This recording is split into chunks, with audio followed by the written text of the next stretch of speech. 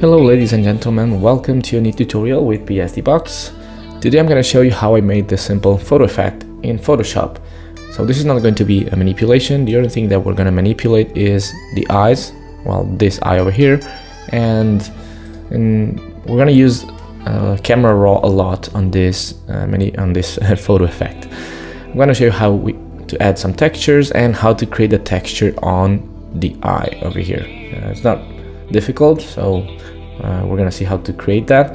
I used a photo from photo shooting from my other tutorial, which is dragged me to hell, and this is the original raw file, which you will have on the resources folder. This is the image that we're gonna start with, and this is the effect that we're gonna achieve. Of course, you also have the PSD file, the resources, well, the textures, and this vein texture, and this XMP file is the file that contains all the edits that I made in camera raw, the first effect, the starting effect. Okay, so let's open this image in Photoshop. I'm going to use Photoshop CC 2019. If you don't have Photoshop CC, you will not be able to use camera raw as a filter, but when you open this raw file in Photoshop, you will be able to well, it's going to open it automatically in camera raw, so you will be able to load the settings, that XMP file that I showed you.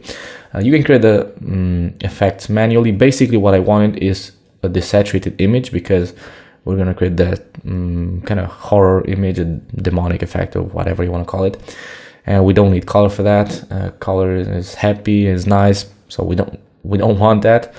We also want to increase the clarity. This is going to give you lots of local contrast and create some vignetting. We're going to have to darken this part over here. So I'm going to load that file, load settings, and just locate that initial raw fx.xmp, this file. And when you load that, you're going to have all the edits here. We're not done with that yet, because we need to focus the light here, but this is a good starting point. So if you want to tweak the settings, that's really up to you. Here on the effects, you can have more vignetting effect if you want. And of course, well, here I made some tweaks on the colors and also on the HSL. You can see the saturation, I changed some values, but you can modify this if you want. Here in the luminance, especially important is the yellows.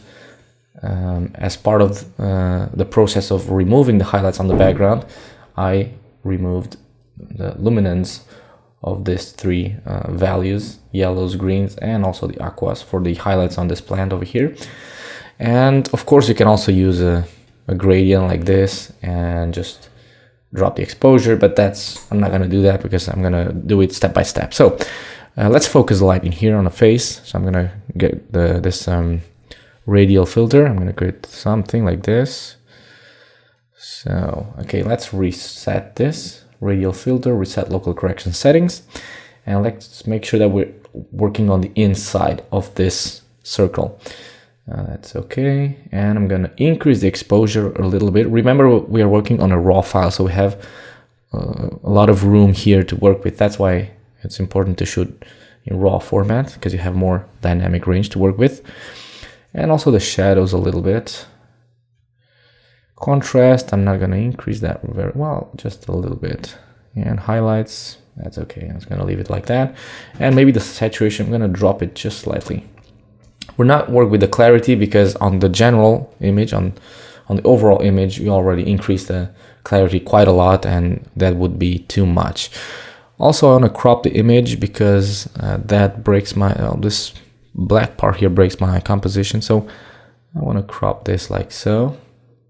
Maybe having the full part of the forearm here would make for a stronger composition, but that's okay. We have the eye here on the top, slightly off center, which is going to create more visual tension, which is nice. And these lines lead to our subject over here, and also the knife it's a quite strong focus point, and I think it looks nice. Also, we also have just one of the eyes and hand here. I think it's pretty creepy, and I think it looks really nice. Okay, so I'm gonna leave it like this for now. I'm gonna press shift first, and then you can see this switches to open object, and that when we do this, I'm gonna use the embedded profile click OK. And this will convert this into a smart object. So if I want to make any edits on the original raw file, I can do it from here. Also using, let's close this, using the raw file and the camera raw setting of filters and everything in here, it's going to save us some space here on the layers palette. Okay, so the first thing we want to do is I'm going to add some curves right here, a curves adjustment layer, and we're going to start with the blue color. I'm going to add one color in the middle, and I'm going to use 128 for the input and the output coordinates 120. Make it slightly yellower, and on the darks here on the bottom point, on that point here, I'm gonna raise this to 25. So I'm just creating a basic split tone effect. And on the reds, I'm gonna add a point over here with input 153 and 148 for the output, and then a new point underneath with 86 and 86, basically just leaving the tones here on this line. Whenever you see on the curves a point that has the same number on the input and on the output, that means it's on straight on that line, on a 45-degree line. Okay, great. Now I have the curves. We're gonna leave it on normal at 100% opacity. This is the effect. And what else? Let's start creating that vignette effect and darkening the background even more. I'm gonna add another curves adjustment. I could use this one over here, but I want to have a little more control, so I'm gonna name this vignette. And I don't know if I spelled that correctly, but anyways, and just click somewhere in there and drag this down a little bit, like so. Don't do something too extreme like this, it's not gonna look nice. Something pretty dark like so. And now we have to hide the effect here on the face, at least just part of it. So I'm gonna use the layer mask for that. I'm gonna select the elliptical marquee tool. There are multiple ways of creating vignettes in Photoshop, but using this technique, you can make the vignette like that or like that. And in my case, I want to make it not perfectly circular, but something a little more oval looking. I'm going to put it right over there, and I'm going to fill this. I'm going to select the layer mask with the selection active, select the layer mask, foreground color set to white, Alt and backspace, or Option backspace, and this will fill that selection with white, removing the effect over here. Now we have to smoothen this because we don't want to have this transition. So in order to do that, you can use a filter. You can use the blur filter, or you can use the feather option on the layer mask. If you double click on the layer mask, you will open this panel. If instead of opening this panel, you open the refine edge screen, what you have to do is go to Photoshop, Preferences, and I think on Tools. Here on Tools, you'll find this option that says double click layer mask, launches select, and mask workspace. Just uncheck that, and it will open this panel instead. And just increase the feather. This is a non-destructive technique, that's why I like it. Using a blur filter, it's a destructive technique, so if you don't like it later on, you have to undo it and create a new layer mask. So this way you can work with this however you want. And basically what it does is, just let me put this on full screen with alt click on the layer mask, just softens the layer mask like so. Okay, and we create a soft transition, and you're gonna see the effect before and after. If you want part of that effect to go through, just lower the density, and you'll turn this from black to white. Okay, and if it's white, if it's completely white, all the effect goes through. Okay, so probably I'm gonna lower it to about 85 or something like that, and we're good to go. Let's work on the eye, which is the part that's gonna take us some time. It's not difficult. Okay, so basically what we need to do is recreate the eye with this sort of texture, with this noisy texture, and also the same color and shadows. Okay, so what we're gonna do is start with the eyedropper tool and just click on the eye here to sample a color.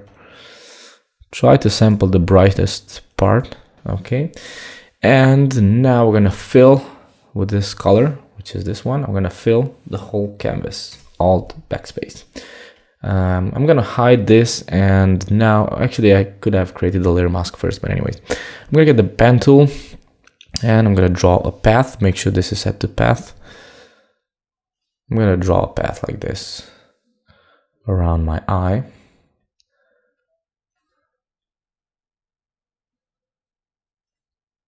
Okay, just a simple path. Right click and choose make selection. You can also use the lasso tool, whatever tool you want to create a selection like this. Click OK. Just get a selection similar to this around the eye. And now I'm going to turn this into a layer mask by clicking the layer mask icon with the selection active.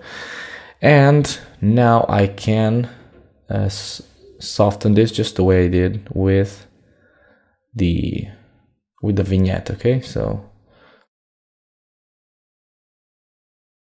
let's name this eye texture. And now I'm going to use the camera raw again. So let's say texture. Okay. If you don't have camera raw, or if you cannot use it, you can use the filter noise and add noise, and I don't know, maybe add 2% or something like that of noise, and then use the blur filter and just blur it 0.5 pixels. But in my case, I'm going to use camera raw because I can do it. And here I'm going to zoom in at 100%. I'm going to go to FX and I'm going to increase the grain amount. Size, I'm going to leave it pretty low and increase the roughness. Let's see. It's important to be at 100% zoom because you will see exactly how it looks like at actual size. Like so. I'm going to click OK. And this is how it looks like. Maybe it's even too much, so I could try it again. Camera raw. Actually, I could turn this into a smart object. And now I can go on camera raw, and if I want to come back, I can do it. 100%. Effects, increase amount of grain. Size and roughness a little less. I think that looks a little better. Okay. Now we have to create the shadows around this. Let's create a new layer on top. Well, actually, let's start with the layer styles. I'm going to double click to open the layer styles, and I'm going to use an inner shadow. And these are the settings that I used the last time I did this. Probably increase a little bit the opacity. Okay. And now I'm going to have to manually create more shadows. So create a new layer as clipped to the eye texture layer, and I named it shadow 2. And with the brush tool, opacity 10 and flow 20. With black, just paint around this to create a really strong shadow right here where the eye meets the edges. You can use, of course, the original image as reference. Actually, we have to put this two layer underneath the curves, or let's drag the curves on top of everything. Okay, that looks a lot better. So put the curves on top of the eye and use a really soft brush, not that one. And use the original eye as reference. And if 10 and 20% is too much for you, drop it even more. You want to have full control over this, so don't be afraid. You have to kind of shape the eye here. Probably this color is even too strong, so I could desaturate this with Control-Command-U. I could use the hue saturation to drop the saturation of this a little bit. And I think I should have used more. Now I see it a little here on the camera raw, use a little more roughness and the size a little bigger. Yeah, I think that looks a little bit, a little better, and probably some sharpness. Filter, sharpen. Yeah, that looks a little better. And I think that looks nice. If you want to fix the, for example, now that I turned this into a smart object, if I want to soften the edges even more, I could create a new layer mask. And with the brush tool, especially here, I could brush on top of this with the higher opacity and flow, and probably with a bigger hardness value. like so. Just to have a little more transition here.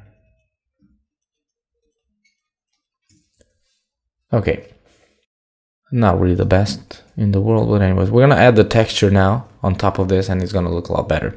Let's open the stock folder, and I'm gonna use this texture. Kind of disgusting. I don't know why, but it's kind of disturbing. So I'm gonna select this chunk of veins. If you can take a picture of your own eye, that would be cool, but I couldn't do it, so I just Googled an image and just clip it. And we have to make it smaller. In Photoshop CC 2019, you don't even have to press the Shift key. It's going to constrain the proportions automatically. And make it smaller, just covering the whole eye here.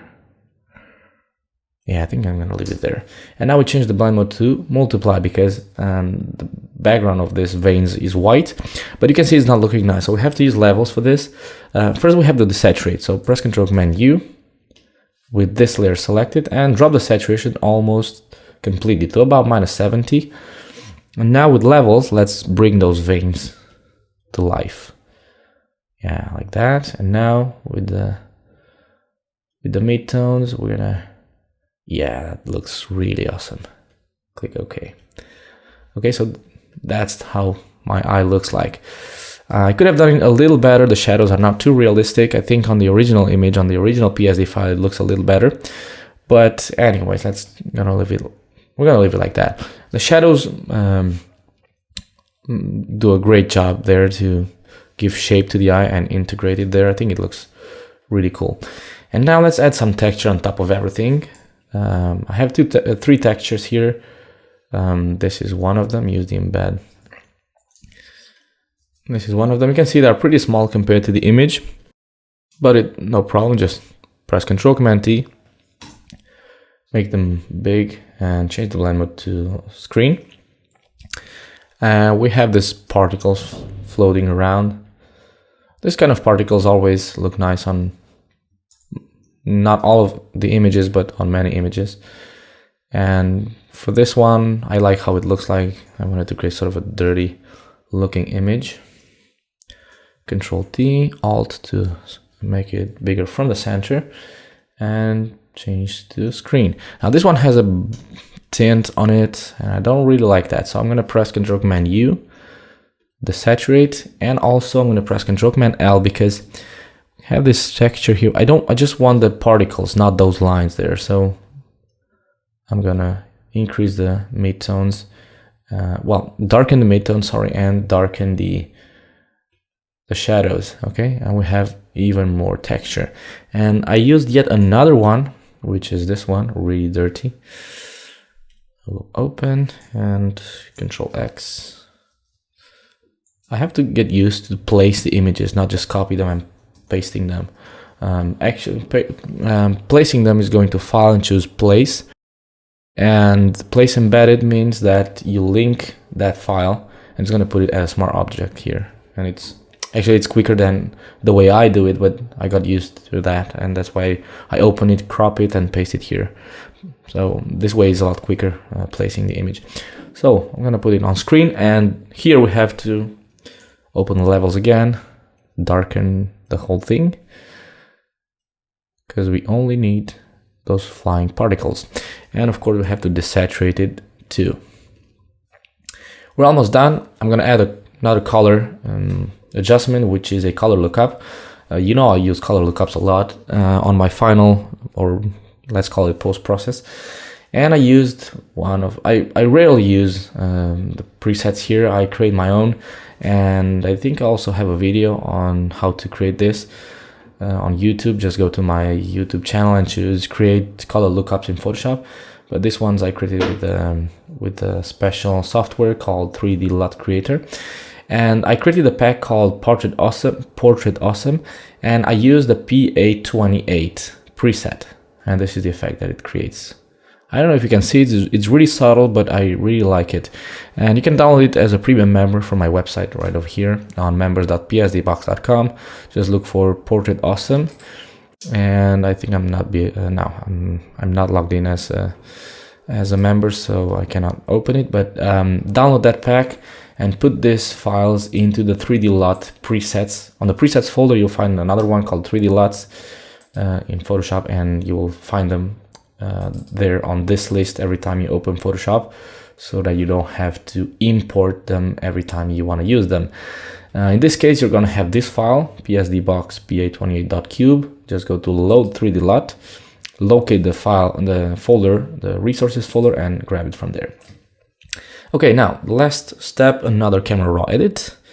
Shift Alt Command E to merge everything onto a new layer on top of everything, and go to File and choose Camera Raw. And here, it's really up to you what you're gonna do. Of course, I want more vignette, like so. That's too strong, so let's increase the roundness and the feather, and protect the highlights. Maybe not that much, like so. And I'm gonna use, well, actually, let's do it manually. I'm gonna get the brush tool, and here I'm gonna reset. What I'm gonna do with the brush is I'm gonna drop the exposure just a little bit. Minus 15, 0.15 is okay. I'm gonna drop the contrast, and I'm gonna drop the highlights and also the whites a little bit. And I'm gonna increase the size. Feather, I'm gonna make sure it's to 100%, and I'm gonna drop the flow a little more. And I'm just gonna paint over the areas where I wanna darken those highlights and whites, especially here on the hair, because I don't want that light to be that visible. Yeah, that looks better to me. Okay, let's go back to the hand so we can edit the whole image again.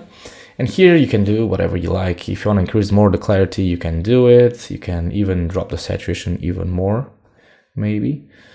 If you want to focus the light even more, you can create a new filter like that. Let's reset local and increase a little bit the exposure, maybe, or well, actually maybe the shadows. Yeah, like that. And what else? We could go here into the camera calibration and change the colors from here, change the way these colors look like. And I don't know, whatever you want to do, you can do it here. Yep. And on the highlights, a little more yellow, maybe. I don't know. And here, probably a little more cold effect. And click OK, and you'll see the before and after using the camera raw filter. So before camera raw and after. I think this filter is really powerful, and the light here looks not that good, and the dust particles are too strong. I should have dropped the opacity, but wow, this is the process, which is I wanted to show you the process of creating this kind of effect. The light looks really weird here, but anyways, that's how I created this. So I hope you enjoyed it. If you have any questions, if you're a premium member, just post a comment or send me your creation. I would like to create a gallery on the website so people could upload their works, but usually I do this on Instagram. So if you create something from this tutorial, just use the hashtag PSDbox on Instagram or Facebook, and I upload this to my Instagram account, of course, mentioning you and including a link to your account so people could see more of your work. So thanks for watching, and we'll see you next time.